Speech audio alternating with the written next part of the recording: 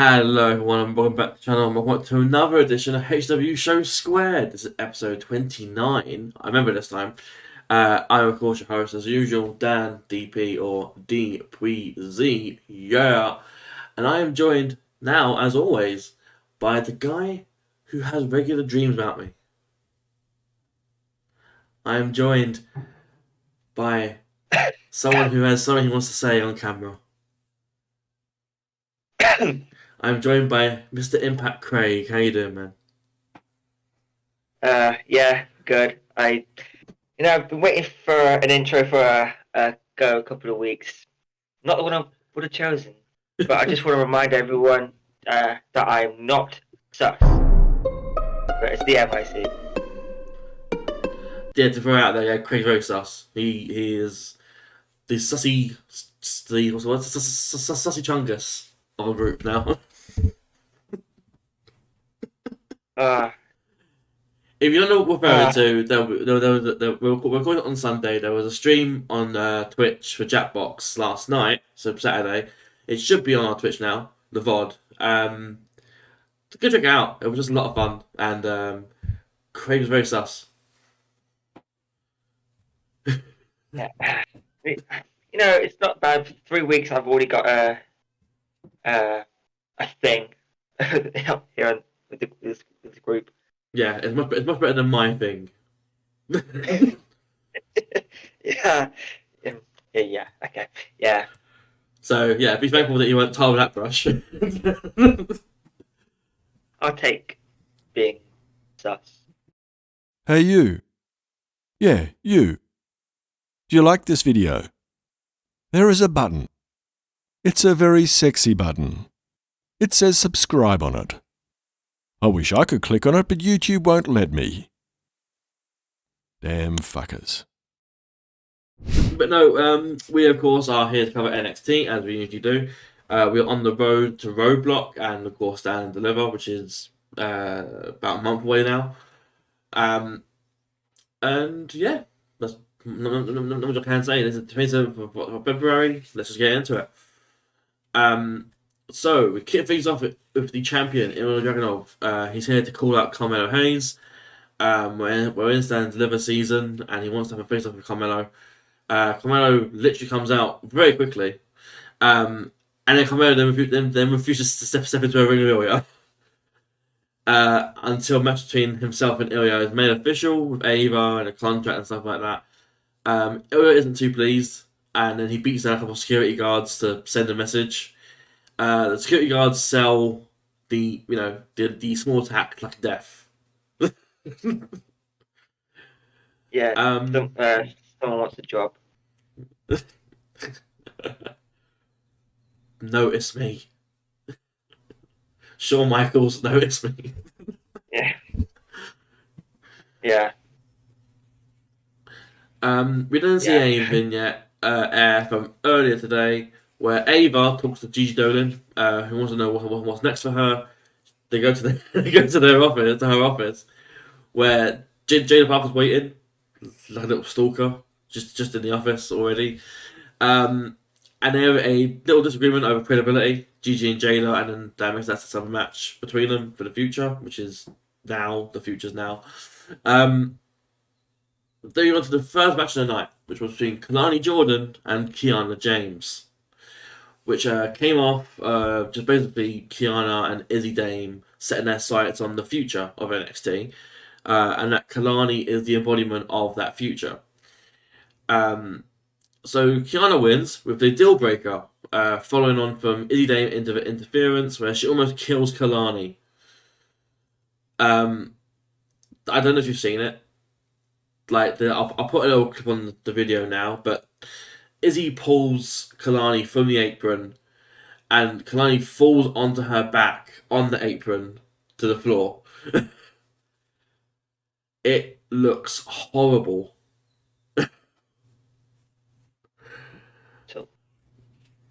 Yeah. I rated the match 2 and 3 stars. It was alright. It was nothing to shout about, but also wasn't bad. It just never got into that next gear. Both women are on their roads of improvement. and I said it before about Kiana. Like I see the world in Kiana. Like she's got a lot of what's the word, potential. Do something big. And Kalani is just naturally gifted. Like she's a little green, but that's expected. But she's got the natural talent and natural athletic ability. These two have good chemistry. It's just like I said. For some reason, this match didn't go into the next year. So say they in a match like say a year from now, they would have a much better match in my opinion because they're both improving. I'm with you on that.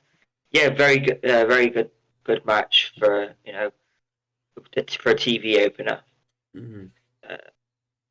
KJ versus KJ, and it seemed to it worked. Kalani Jordan, yeah, it's clear that to me that there's a lot of potential there, and with the right development, like she obviously with NXT you tend to have just a handful of stars for each division, and once they're established until they go to the main roster. Mm-hmm. And I think Kalani Jordan could be in that next wave of featured stars. Mm-hmm. If with everything going right, I think she can easily move into that spot once this current crop of like so Roxanne Perez, Kiana James, and Lara Valkyria, those names. Mm-hmm. Once they're moved down from the top spot, or they move to main roster, whichever it is, Kalani Jordan will fit in very well. But it was a very, very, very good match. Yeah, no, I agree with that sentiment. Yeah, it's just I think both will improve with time, and they both are already a pretty good base now.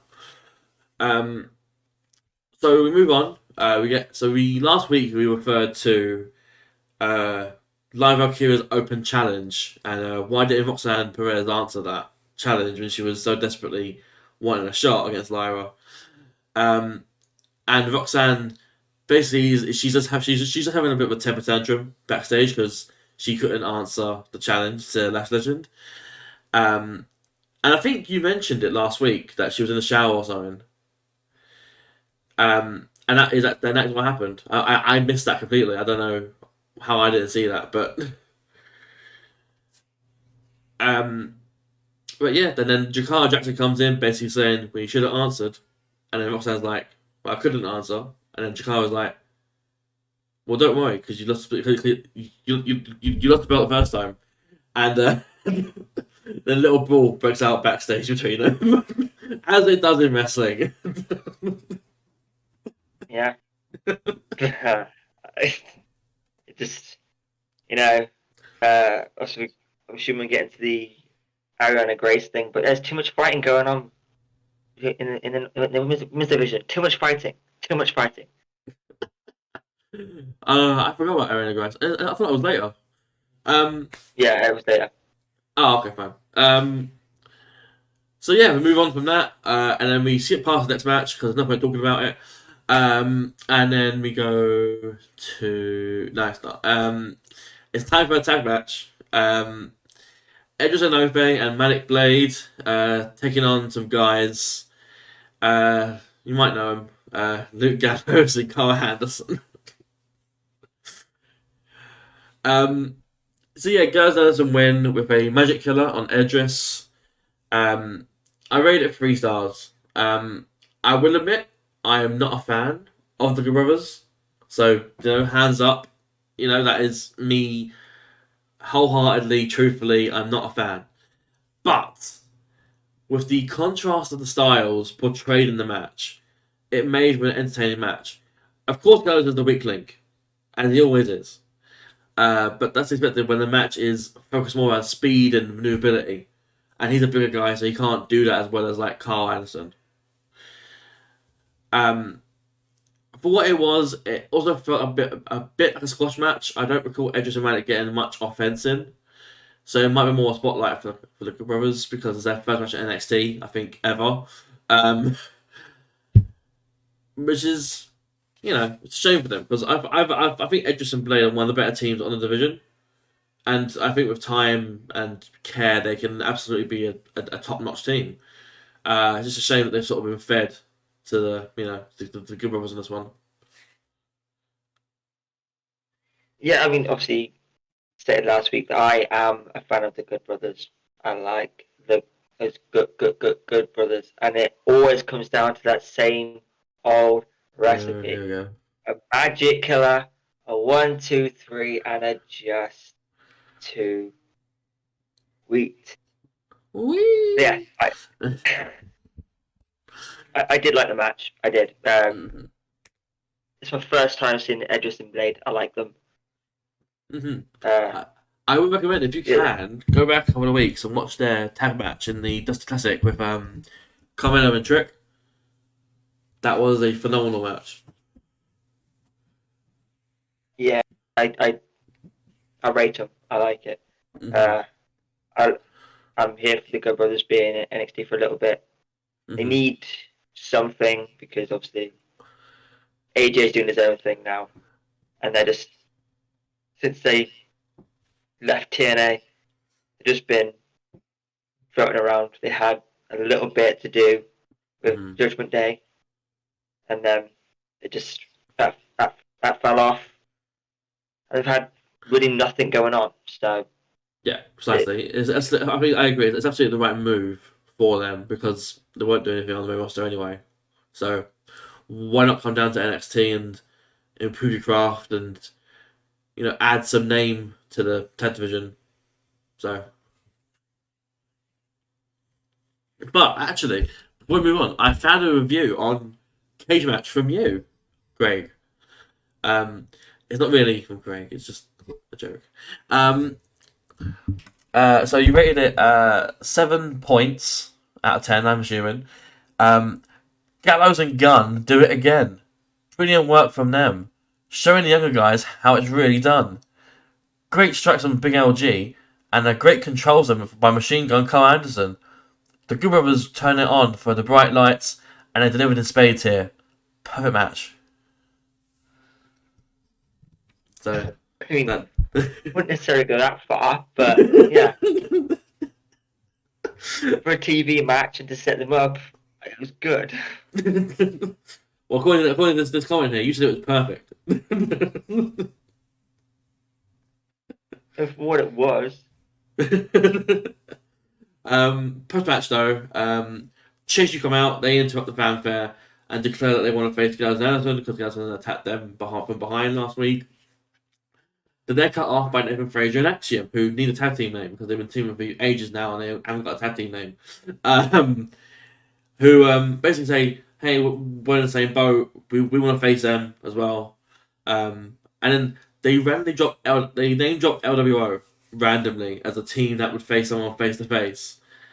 And then suddenly, as if they were summoned, it's LWO. They're suddenly here. Joaquin Wild and Cruz del Toro turn up, and then the tandem of all three teams start beating up the Guerreros. And then they force them to exit the ring and retreat, essentially. And during this entire time, Bron Breakker and Baron Corbin are observing from the balcony. So yeah, I mean, if this is the state of the NXT Tag Division, it's not a bad division. Like these four teams and LWO, it's not a weak. It's not a weak division because I'm saying LWO because they're not part of NXT, their main roster. But I don't know. It's definitely it could be improved, absolutely. But that's NXT. But it's not a weak one at that. I don't know how you feel about the current tag division, but based off what we saw here. Looking very good. The LWO thing. See, Nathan Fraser just saying their name and they appear. I believe in Del Toro.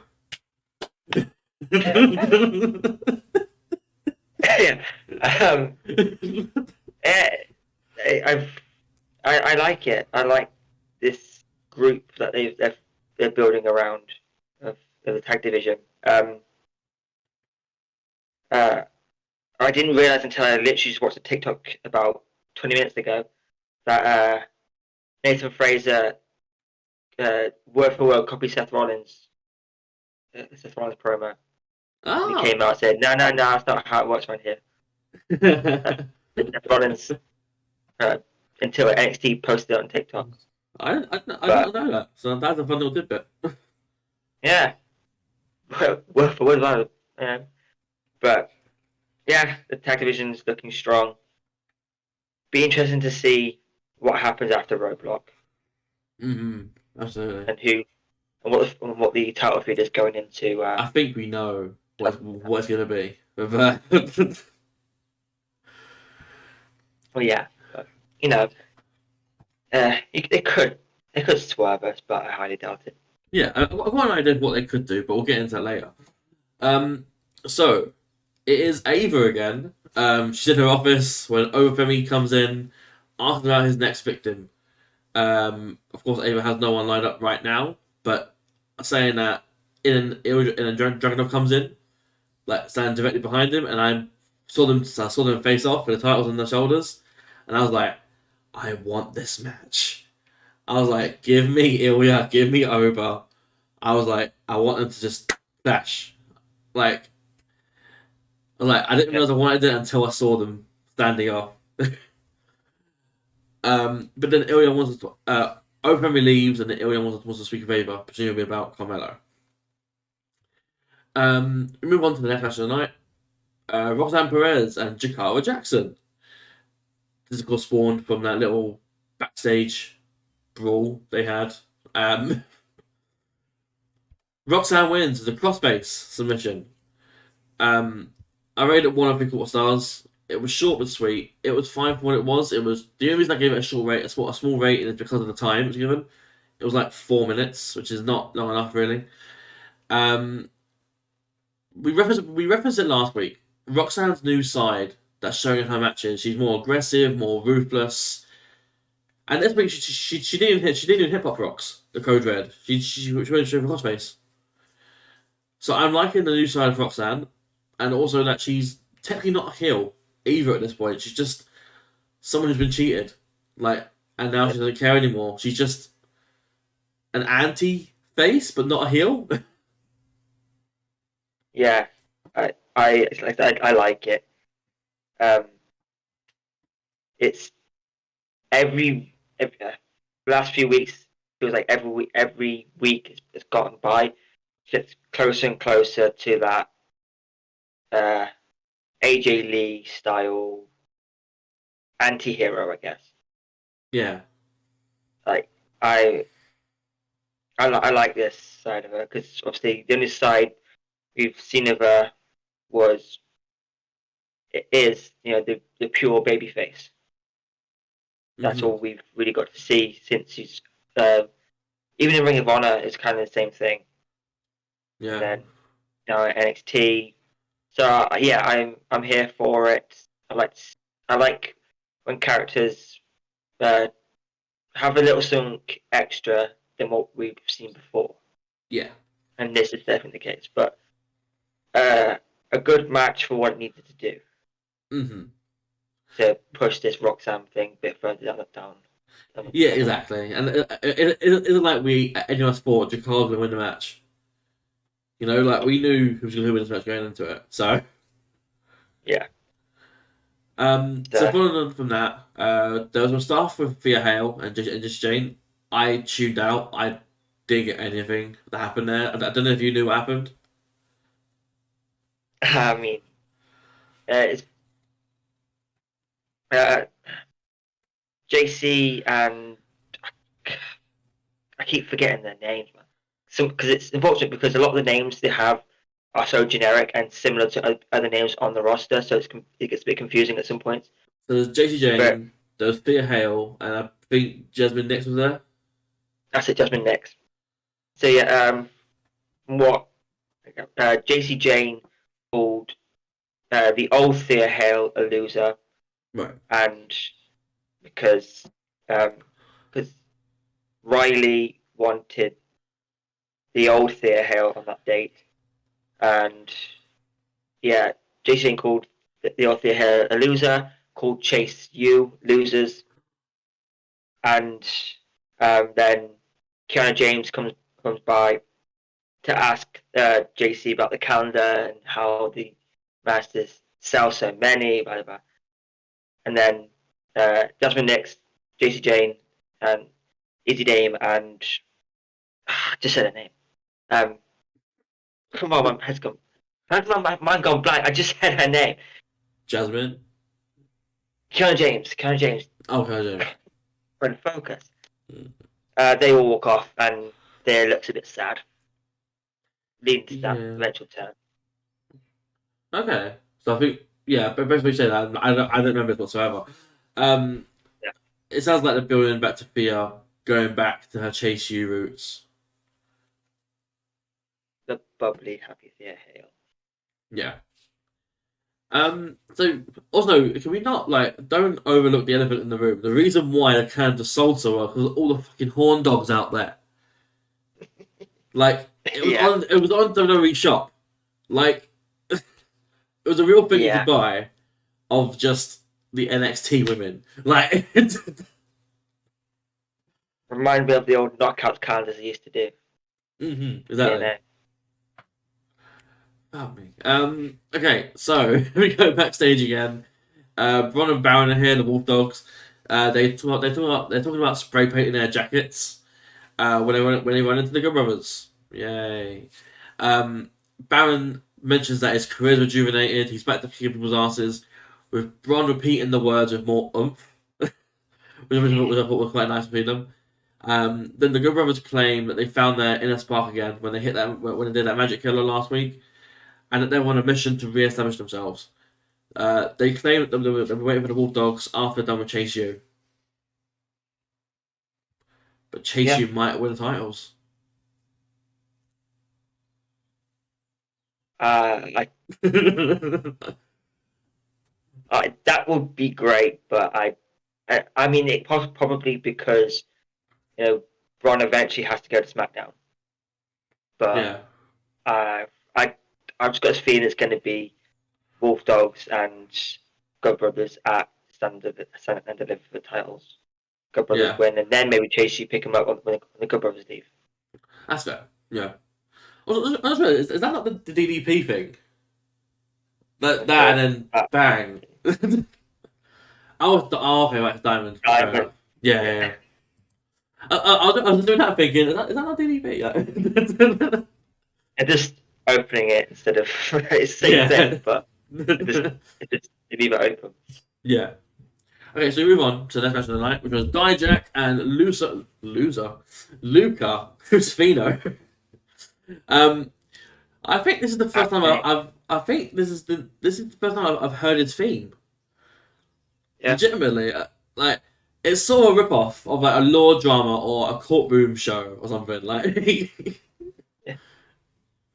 Dijak wins with a Feast Your Eyes. I rated it 1 of 3 quarter stars. It was a similar situation to the Roxanne Chikara match. It was mainly one-sided, and you knew who was winning. Post-match, out comes Joe Gacy, who's in a straitjacket, but he's kind of broken free from it. And then Luca hits Dijak with Dijak's own baton, or nightstick, whatever he uses, which sends to the outside, and then he and Gacy have a fight in the back. Yeah, I mean, honestly, this match, I was more distracted by listening to whatever crap Booker T was saying. I really love Feast Your Eyes. I love that move. Mm-hmm.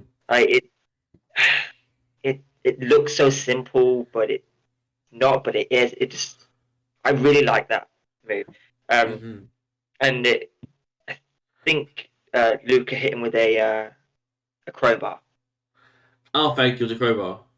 He dropped it down the behind the ring steps. Fair enough. Yeah, I wasn't sure what it was. I couldn't tell when he hit it with it. Yeah, it looked like a crowbar. Fair enough. So yeah, following that, the family are backstage. They're watching the show. He tells Stacks to go get them, which is just quite vague and not clear at all what he means by that. That was it. Noam Dar is backstage now with Oro Mensah, preparing when he almost chokes on his special juice. Shout out to Space Jam for that. Noam claims that they're ready for anything despite the catch clause. I mean, he doesn't know who he's facing from the no quarter catch crew. There we go.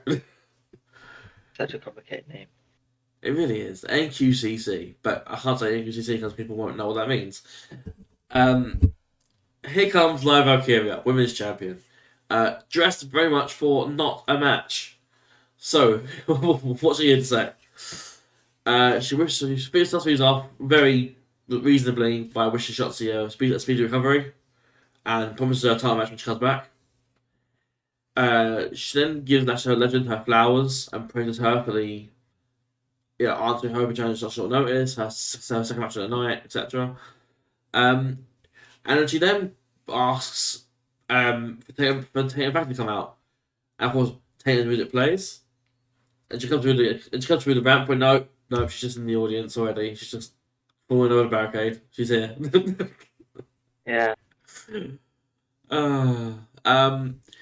But no, Tatum. Lyra said that she'd made a promise to Tatum. She didn't interfere last week, which Tatum didn't. So now she's here to deliver. And Tatum's getting progressively more and more closer to Lyra. And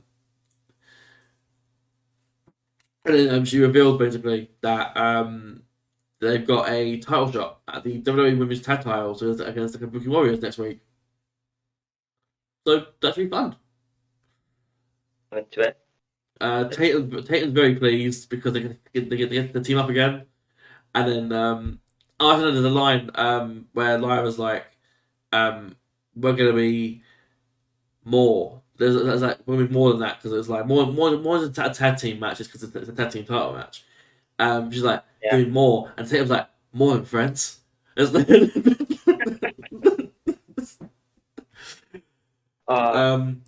so entertaining. It really is. It's more PG Mickey James.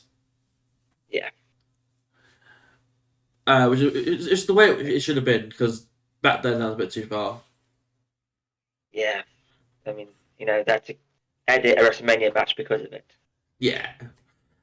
But so yeah, and then strangely enough, they're then cut off by Ridge Holland. He's like, I couldn't wait. Sorry, ladies. If you're done, can I have the ring now? So yeah, they leave, which is reasonable, I guess.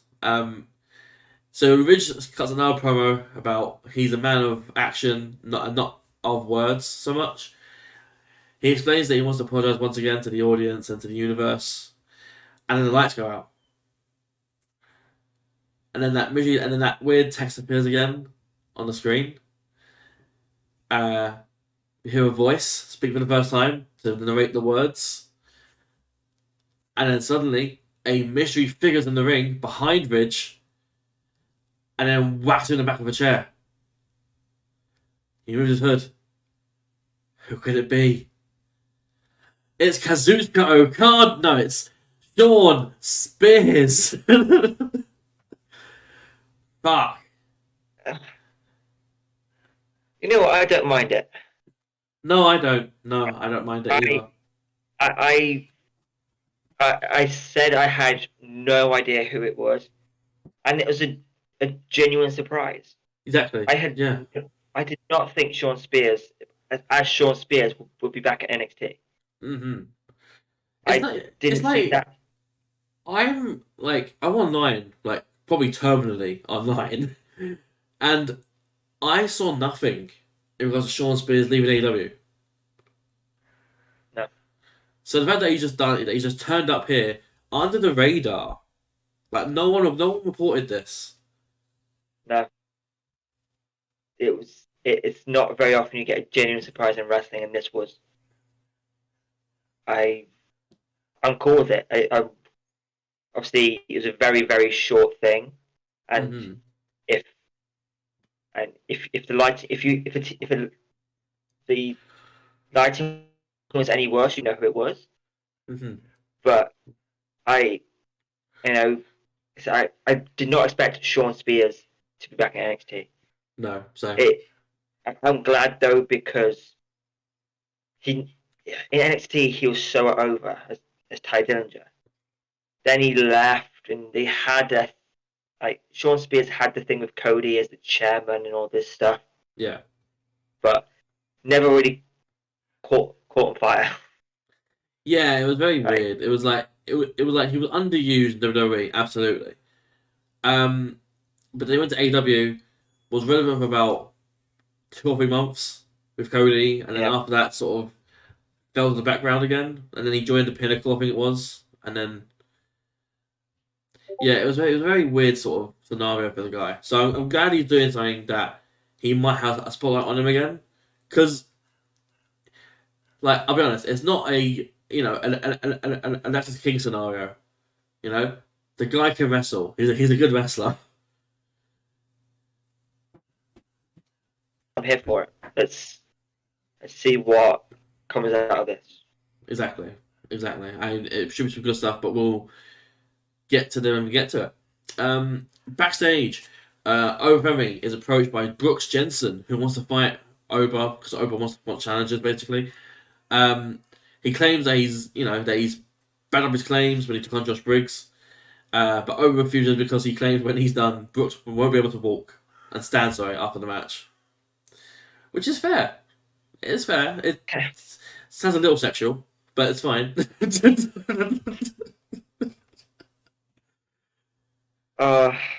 NXT is not the show I thought it was. Apparently not. We don't get Carmelo Hayes. He's surrounded by security and says that he will not be appearing unless there's a contract involved and able to make it official. That's all that was, but again, set up just this good environment for Carmelo that he's like just he's a shit he's a shit face heel. He's like he wants nothing to do with anything unless it's made official there and then. Like, I love a prickish heel. yeah. And when it's done right as well. Yeah. So far, so good. I'm telling you, when Trick comes back, that's going to be a monster program. It's gonna bang.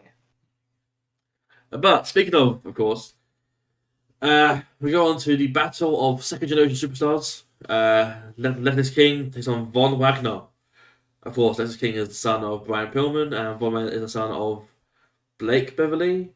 Or Bo Beverly. It's one of the Beverleys. So Von Wagner wins following a roll up and interference from Mr. Stone. I rated 1 1/4. It was again sub 5 minutes. This time there was no spotlight on anyone. They did get a fair amount of exchange between them. It was just short and neither man had chemistry with the other. It kind of slugged for me, and it being 4 minutes, it was not enough time to get anything going. Ultimately, though, Lexus does lay out Mr. Stone and leaves with a smile on his face. So I'm assuming we're going to get more of that in the future. But what were your thoughts on that? Meh.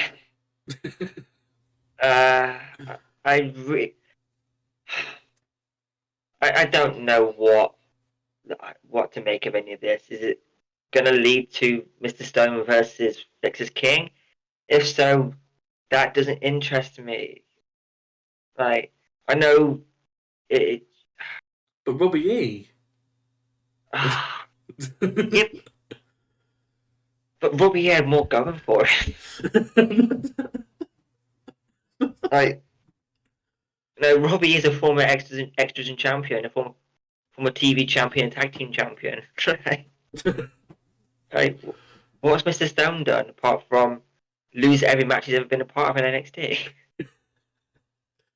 Right, and Lexus King, he needs something. I don't know what, but he needs something. I'm the same way. I don't know what he needs. He's missing something vital. Because right now he's just boring. And once again, the only thing about him is that his beard's getting out of control every week. Yeah. And And he's not looking enough. more and more like his dad. Like, Yeah, and the mullet's gone. That's it. yeah. I don't know. It's very weird with him. I don't know. Von Wagner's also not that great, but like he's got it's a higher ceiling than Lexus. Yeah,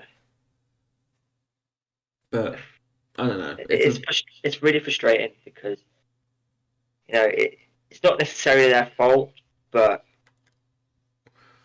whatever they have, it's not working for them, Yeah, and that's unfortunate. yeah. But yeah, move on now, I guess. Backstage, Lyra and Tatum talk about potentially becoming the tag team champions. Jada Park comes in talking about how she's going to embarrass Gigi, and then how Lyra and Tatum are going to get embarrassed by the Kabuki Warriors. When the shining star of any scenario comes into play, is Ariana Grace, who tries to defuse the situation by literally just saying, "There should be no fighting. We are sophisticated and elegant women, and we will solve things with our words."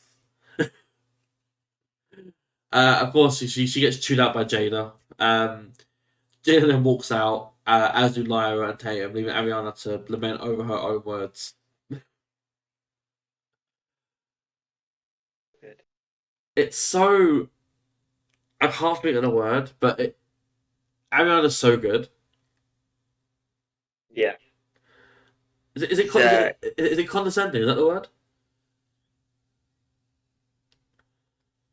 Maybe. Oh, all I know is that it seems as though she's got her dad's sense of humor in the character.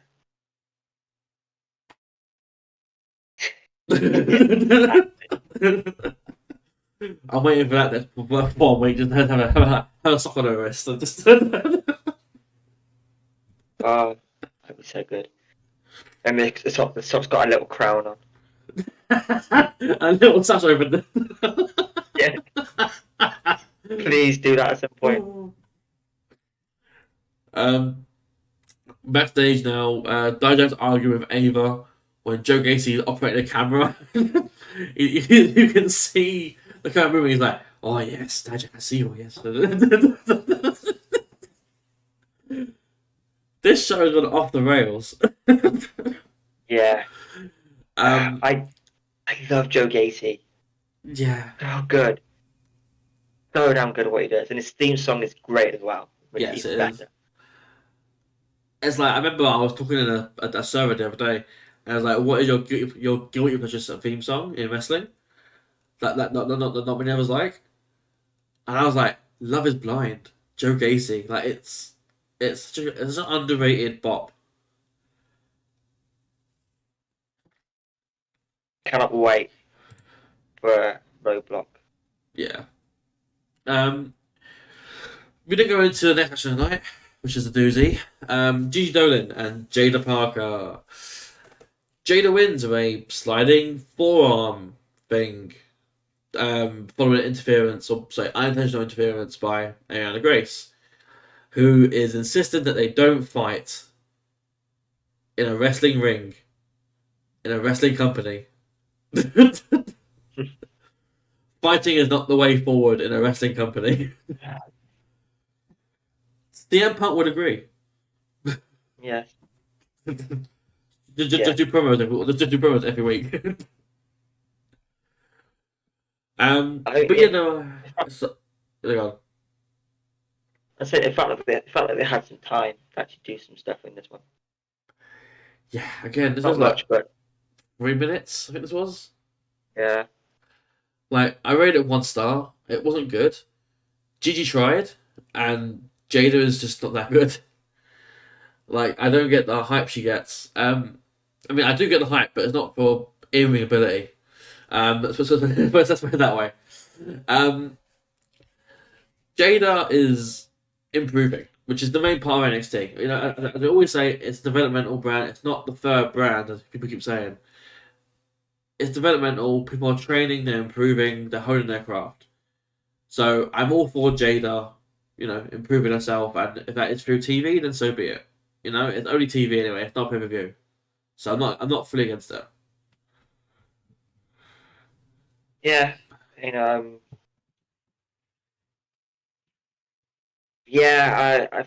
the match was decent. I really rate Gigi Dolan, although it sucks that it could have really, really been something had I don't know, the Toxic Attraction was so good, and then obviously Randy left, and then Randy was fired rather, and then they split up. They had a feud with JC. Yeah.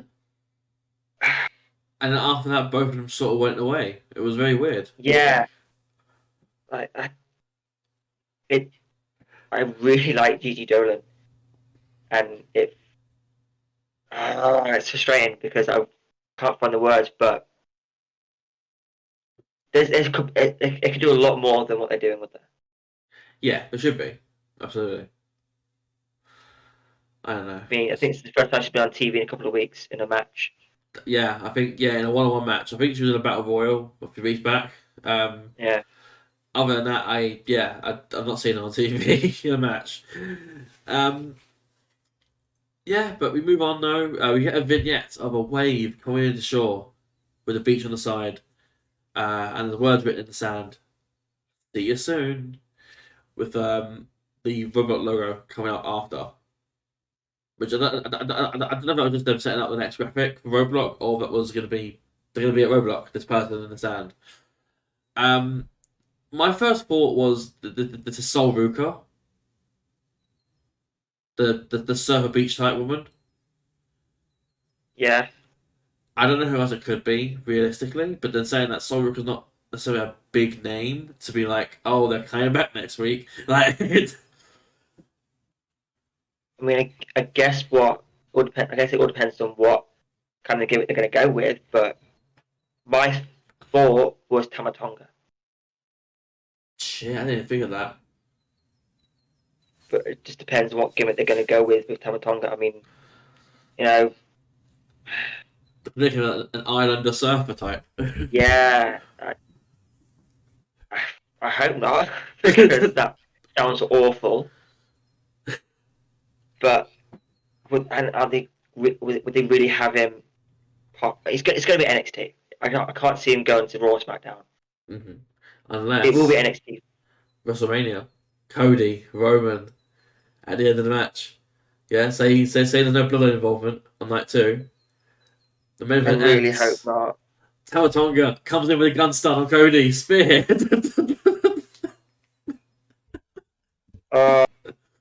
I hope not. Because it's going to be like 5 a.m. at that point, and I do not want to see that shit. I really hope not. I do think it will be NXT where Tama Tonga lands. I agree. Yeah, absolutely. Whatever they use for his name. Because it's not going to be Tama Tonga, is it? Tongan Tama.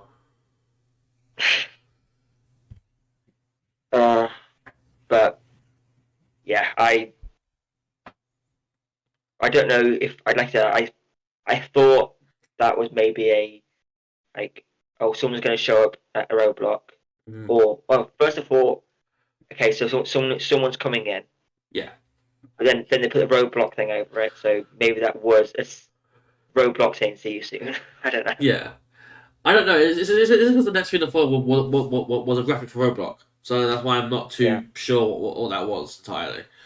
But it might have been both. It might be just the graphic. We don't know. But yeah, that's all that was really. We move on now to the main event, main event of the night, for the NXT Heritage Cup Trophy Championship in a Heritage Cup rules match. Was that a fucking headache saying all those words? Champion Noam Dar takes on one member of the NQCC. But was it Miles Bourne, Damon Kemp, Charlie Dempsey, or Drew Gulak? Oh, It was Dempsey. I was like, thank God it's not Temple Born. Imagine, especially after the result. Imagine.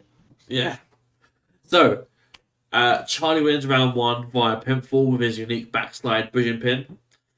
Noam wins round 4 after a Nova Roller, which is like the insecurity he does. Charlie wins round 5 via pinfall with a Dragon Suplex and interference from the NQCC. We've got a new champion. A new trophy champion thing. I rated it 4 stars. I've said it before on this show, I'll say it again. I love British rules. I love the format of the timed rounds. Like, and I know you say that, oh, it's boxing. It's not, it's similar to boxing, yes, but it's wrestling, which is why it's different. The match between 2 wrestlers as well who knew how the match worked, which is not surprising because Dempsey is, of course, the son of William Regal, who's probably fought many matches of that type in his career. But yeah, the match for me was a huge surprise, and it's clear that Charlie's trip to HCW has helped him immensely because he is so much better now than he used to be. And yeah, I'm excited to see that someone has a trophy now, and I want to see Noam move on to other things. I want to see him go for the NA title, the North American title. I want to see him fight Ilya Dragunov. I want to see him fight other people. I don't want to keep fighting these. No offense to them lot, but these lower card guys for the Heritage Cup. Like, I think Nova's above them. Metaphor is also getting up there because Last Legend is getting more towards the women's title scene as well. Yeah. So I think, I don't know, Noam and Oro could be a tag team as well, go for tag titles. That's quite fun actually. You know, I'm completely with you. I was so buzzing. But for the match in general, providing it was the right member, and it was. It's certainly one of them. And yeah, the British rules. Yeah, I like it too. You know, it's it. Cause obviously, don't too much into the history of stuff, but for a while, you know, British wrestling, especially when they had the British rules, British wrestling was so big during that period of time. You know, had Rollerball Rocco, Johnny Saint, see the obvious two, Big Daddy and Haystacks, but hey, Regal, Pat Rhodes, it's so big then. Yeah. And it's nice that NXT have a traditional British rules match in there, considering NXT UK went away and they kept that trophy. The only thing they kept from NXT UK. Yeah. It shows that they liked that stuff. And now Dempsey's the champion, even though I hate calling him a champion because he's a trophy holder. Yeah. But that frustrates me because Heritage Cup champion kind of. You're a trophy holder, not a trophy champion. Yeah, it bugs me, but great match, great match. Yeah.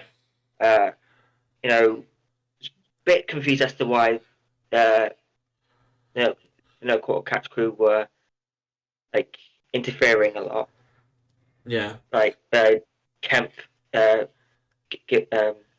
hitting Dar after the bell rang in the first round. Yeah. Confused me.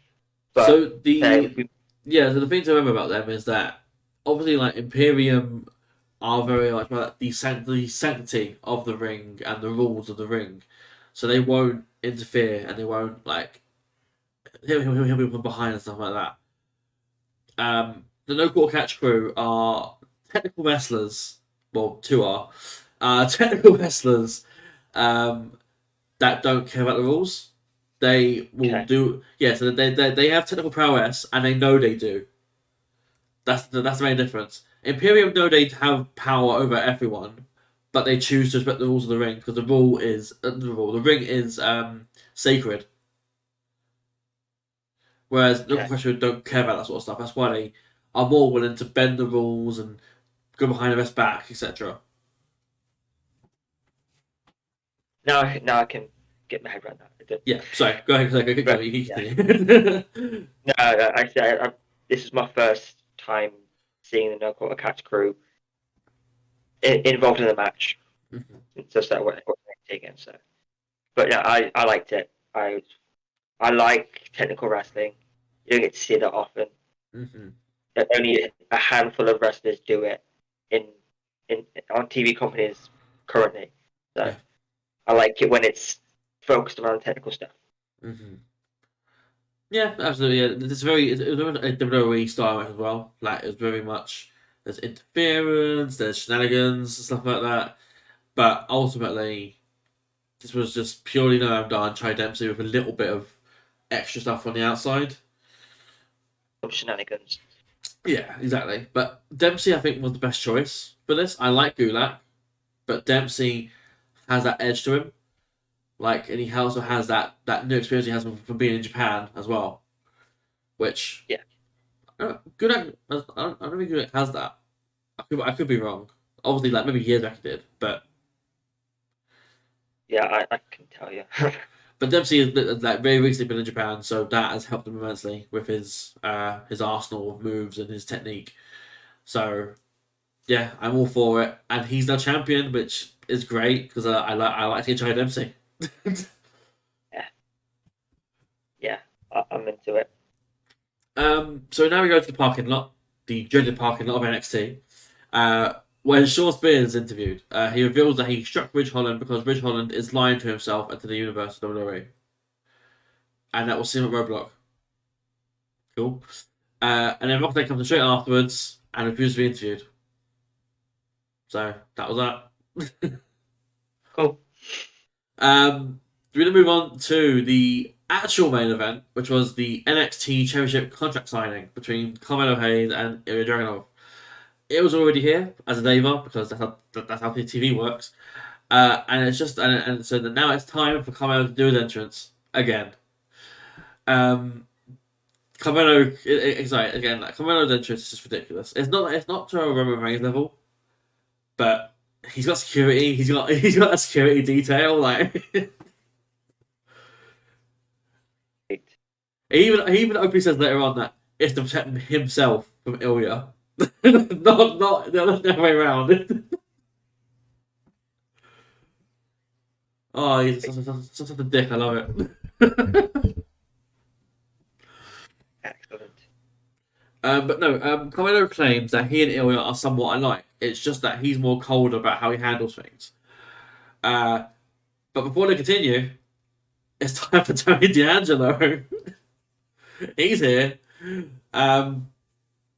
Tony has apparently had a talk with Ava beforehand, and he wants to be included in these discussions. Carmelo wants nothing to do with him, though. Then Tony claims you haven't got to be him or world champion to make things happen. And he cleans his fingers, and then Carmelo's security detail just go away. And Ava stands up. Yeah, The chair. Honestly, it's so basic, but it's so good.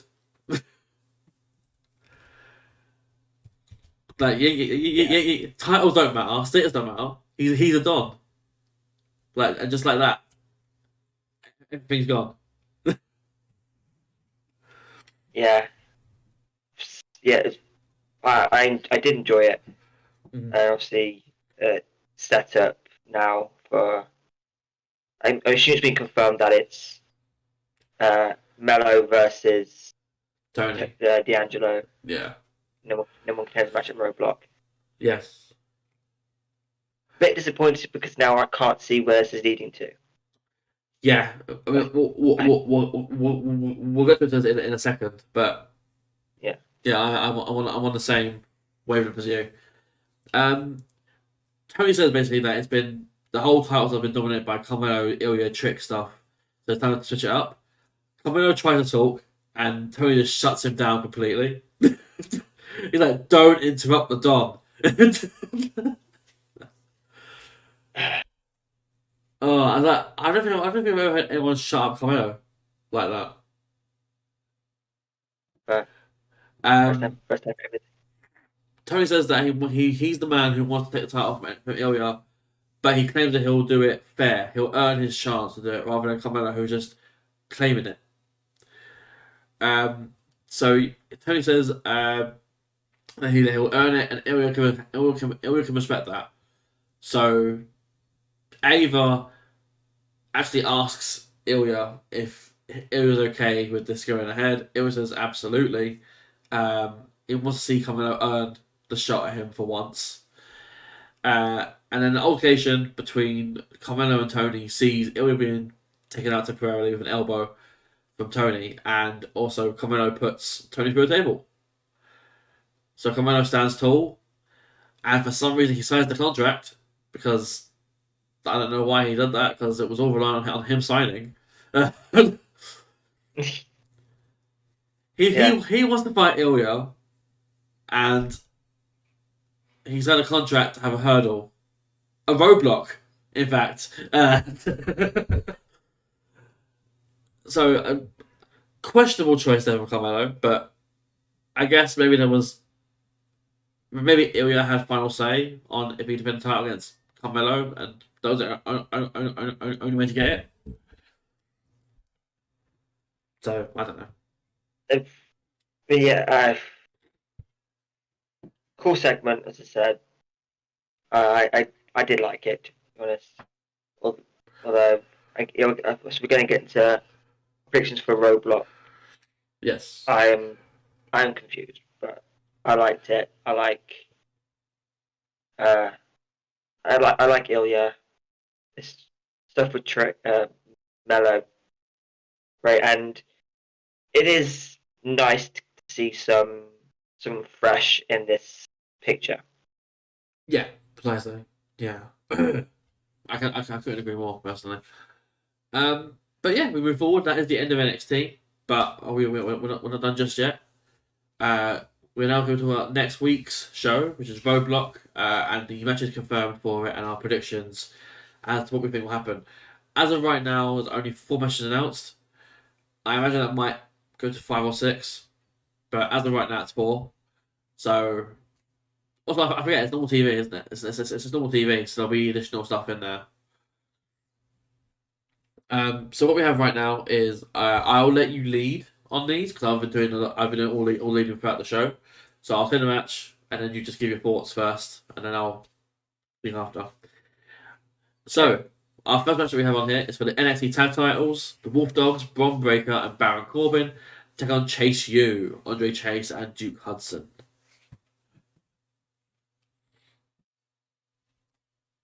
For the win, I'm going to say it is really difficult because obviously, as I said earlier, Bron has to go to NXT at some point, SmackDown at some point, but I can't see Chase U winning, especially now you've got the Good Brothers added into the mix. But do they go with the Good Brothers and Wolf Dogs that stand and deliver? No, or I'm gonna say the Wolf Dogs win, and then I don't know. I do think it will be stand and deliver finished off. I think Braun will be done at stand and deliver and go to SmackDown permanently. But that's on that one. But for the win, I'm going with the Wolf Dogs. Fair. I absolutely agree. Yeah, I'm on Team Wolf Dogs here. I said earlier that I'd get into what I thought was going to happen at Stand and Deliver, and now I can do that. I think they lose here, Chase U, but I think they're involved in the title match at Stand and Deliver. I think what we're going to get is a 4-way ladder match for tag titles. We're going to have Breakker and Corbin, Chase U, probably Frazier and Axiom, or actually maybe a 5-way. Frazier and Axiom, LWO, and the Good Brothers. which ultimately I do think Gallows has to win. And then that will allow Braun to go to SmackDown. Baron can keep being a singles guy on NXT. And the other teams can feud with the Good Brothers to go forward and stuff like that. But I don't know. I think this is more guaranteed to be the Wolf Dogs winning. Just because I don't see Chase U in that position right now. Down the line, absolutely, but right now, no. Breaker and Baron are still quite new in their roles as champions as well. I think Braun's got at least another month in him before he has to properly stop doing NXT. Do SmackDown full time. Yeah. So yeah, I'm leaning more toward Wolf Dogs. I'm into that. I like the ladder match idea. Yeah, I don't know if you do 5 teams in it, so they might drop Chase U or something, but. Did they do 5 at, or was it 6 at Mania a few years ago when the Hardys came back? I thought can't that was remember. I thought It it was was 4, 6. wasn't it? Maybe you're right, I can't remember. I think I have seen that many. But I suppose it is a bit of overkill. Yeah, it's just in my head. I'm thinking you can't do 5 teams. That's 10 guys in a kind of smaller sort of arena.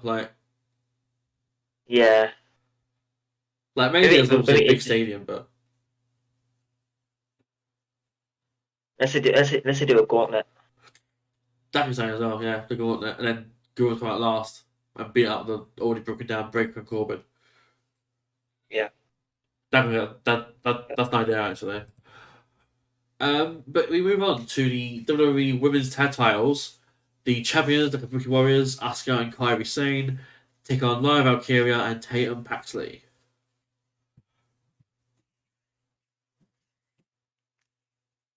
See, I'm pretty confident it'll be the Kabuki Warriors, but I don't want it to be a clean win for them because I feel like it'd be a bit of a shame, especially when you've got this relationship between Lyra and Tatum. I don't want to be a clean win, but I can't picture what could happen. I don't see Tatum turning on Lyra. I don't see Lyra turning either. But I don't want them to just lose. I really can't decide what will happen here, but I know something has to. So I think it will be the Kabuki Warriors, but with shenanigans. Okay, yeah, that's fair. I disagree slightly. So I do have Kabuki Warriors winning, because why would they lose here, personally? But secondly, I see it more as a Tatum will sacrifice herself for Lyra situation. So say Asuka is about to submit Lyra or something, and then Tatum gets involved that way, and then just essentially puts herself on the line to save Lyra from the submission, or even from Asuka's kicked or something like that. Something that would knock out Lyra, knock out Tatum instead, and then that leads to say Lyra's thrown out the ring, and then they pin Tatum. That's what I sort of see happening. No, I think maybe I'm just trying to overbook it in my head, trying to make it a bigger deal in my head. No, I can see that happening more than. But going forward, standard of a season, of course, Lyra's probably facing Roxanne. So how do you get from here to there? Roxanne could get involved potentially. So that's on the cards. I don't know, but again, we said earlier that Roxanne's not a heel, so it's very unlike. I think it's very unlike her to do that. To have to get to that match somehow, and it doesn't look like they're really pushing towards Roxanne doing anything big. Yeah, but they're saying that who was Lyra Faye to stand deliver, because no offense, Tatum was not that big money match. Needs a bit of time, that one. So We're going I to do think it. Roxanne, maybe Lash, maybe if they do a big multi-person thing. There's potential there, yeah. I mean, cause that'll be. I feel like every stand and deliver, Roxanne, last 3 stand and delivers, Roxanne's been involved in the title match. Yeah. So maybe this year, maybe this year she's not. Wait and see. We'll see. So yeah, we agreed. We have Big Warriors winning. Following up on that, we have the Asylum match between Dijak and Joe Gacy. I can see on the smiling face already. You are excited for this. Yes. Let's go. Although I am struggling to pick a winner, because I hope they haven't gone too big too soon. Mm-hmm. If they are planning to end as a stand and deliver, which I hope they are, because that feels like a stand and deliver match.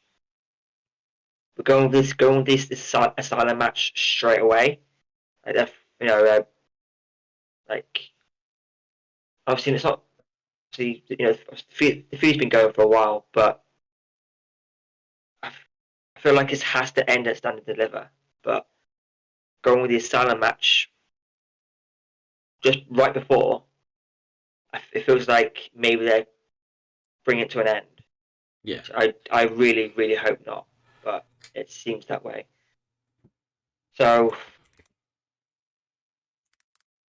I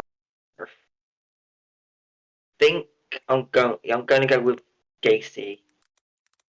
Right. Although, yeah, I'm going to go with Gacy. Not sure how it's going to end, because I don't know what this match involves. Whether it's just like they can use everything as a pinfall match, or they haven't really explained the rules of this match. If I remember correctly, there's only been one Asylum match in WWE, and that was Dean Ambrose and Chris Jericho. And I think Ambrose won by pinfall. Okay.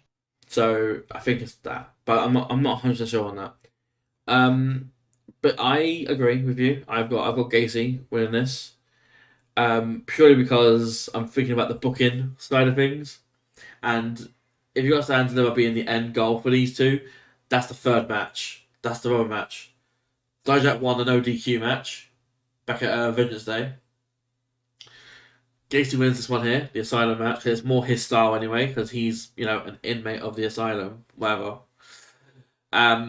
He wins that here, and then runs Stand Deliver, where you've got 2 options, in my opinion, for what you do. So no DQ, they had the freedom to walk about. The Asylum, there isn't that freedom, you're in the ring. Your third match, Hell in a Cell,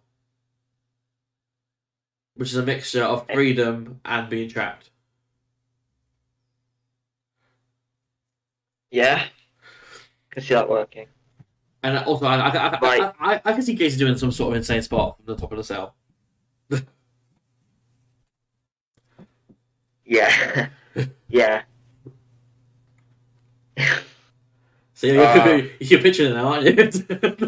Yeah, I just got this feeling as well that if they do that, I can imagine Dijak putting the straitjacket back on Gacy, and then Gacy jumping off the cell in a straitjacket. Yeah, on fire. But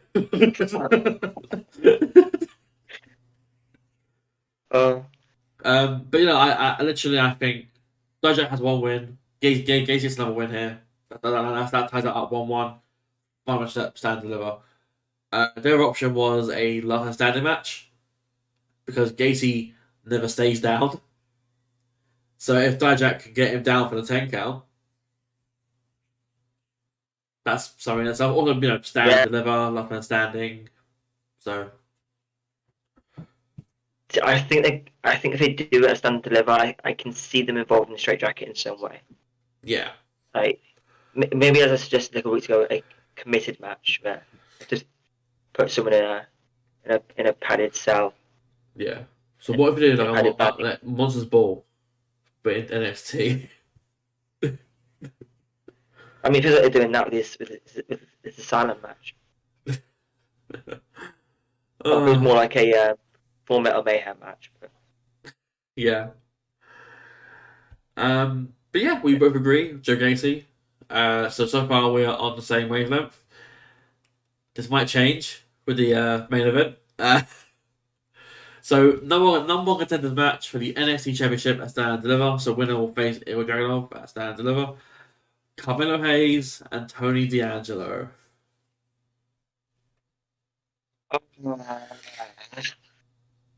I have no idea, and that's really frustrating because I think it's frustrating and it's also the best thing in wrestling. Yeah, when you can't call a match, that's a good thing because the chamber was too predictable. Yeah. This one, I have no idea. Because thought maybe they're going to go with thought Melo's going to win the title at Roadblock. At the end of the match, out comes Trick, sets up the title match at Stand and Deliver. But now it's the number one contenders match. Maybe maybe Tony does win and that's his Stand and Deliver match. But I guess I have time to build it, but it doesn't feel like a big match for Stand and Deliver. But I feel like you have to do Melo and Trick at Stand and Deliver. So I'm I'm gonna go with Tony D'Angelo to win, but I think it would be Trick coming out during the match, and it'd be a roll up on Melo. So there's some wiggle room for Melo to say I was screwed out of a title match. Right. I have been toying with the idea in my head since I watched this last night. Actually, I watched this last night for those who watch this show, and I thought, where do they go with this? What is the route they can do with this to get to the obvious match you want at Stand and Deliver? And I thought, how else can you involve the title? What else can you do? Is it non-title? Is it for the title? But where does Ilya stand in all this? Where does Tony stand in all this? So ultimately, I do think it's not straightforward. I think Tony wins via roll-up because of Trick involvement. I think Trick comes back, costs Carmelo, and that gives Tony, the opportunity, the shot, whatever. So at this point, I thought, okay, so Ilya and Tony take a seat back because the main story is Carmelo and Trick, so that's non-title at Stand and Deliver. Because it's the biggest show and that is your biggest thing going. It makes sense to do it that way. However, another part of me thought, but you've got to put the title in there. It's got to be in there. This is your biggest thing, and Ilya can't be demoted to just fighting Tony D'Angelo in a one-on-one match. So, my pitch for Stand and Deliver is a fatal four-way. Tony's in there because he won the shot, so he's there. Ilya's there because he's champion. Trick's there because he was cheated out of a title, and Carmelo sneaks his way in somehow. I don't know his detail yet, but that's what I see happening at Stand and Deliver, and I think it's what I prefer rather than two singles matches. I like the idea of the chaos behind all four of them fighting. Tony has history with everyone here as well, so it's not like he's a foreigner to this match. I think there's a lot of things there. Obviously, Ilya is the champion. He's the top of the totem pole in NXT. Tony is Don of NXT, so he's also the top of the totem pole. So they're battling for like control. Carmelo wants the title. He wants to be the top guy. You know, Trick wants that wants to be top guy as well, but also wants to get revenge and vengeance on his former best friend. Like, there's so many different angles you can pull this, so many different threads you can pull on here. Yeah. I personally prefer the Fatal 4-Way idea. I don't know how you feel on that pitch, but See, I feel like Melo and Trick has to be one-on-one. yeah. I feel like it has to be because they haven't had a one-on-one yet, or not properly. And, you know, but yeah, like it needs to be involved. But they've got Tony D'Angelo in the mix. You've got Ilya. You can't just have, like I said, Ilya versus Tony D, because then if they do that, that can't be the main event. Trick and Melo have to be in the main event. If they're not, then I Another thing that I've thought of, actually, it's something that I've said previously on the show, is the idea I had, I think, when I watched Vengeance Day. I was like, what are they going to do with this title? What if Carmelo just wins? Like, he cheats, but he wins, right? He has the official shot. Trick comes back, say, at the end of Stan's level, at the end of Roadblock, sorry. And then he claims his shot at the title. So Carmelo has the actual legit shot. Yeah. So he's technically earned his shot at Ilya. And Ilya just grants Trick his shot. And stands over as dual threat between the three of them. See, I can see a triple threat coming. Maybe because with Trick and Carmelo, it has to, for me, it has to be right at the start or right at the end. Yeah. I think if you put it right at the start, you can make it the winner moves to the main event and to make a triple threat for the title. Yeah. Winner Trick and Melo is in the main event with Tony D and Ilya for the title, and it could be Trick, and then Trick wins the title. Finally. Yeah. Then you've got the Tony D who's been pissed off because he earned his one-on-one shot, and so you can work out a bit more. But the thing is, I like it. I said I like it. I like it. That's not predictable. Yeah, precisely. Yeah, it's not predictable whatsoever. I fully enjoy that aspect of it. I personally prefer, I think, the idea of dual threat and Trick wins by pinning Carmelo. Like, he pins Carmelo at Stan's liver, wins the title.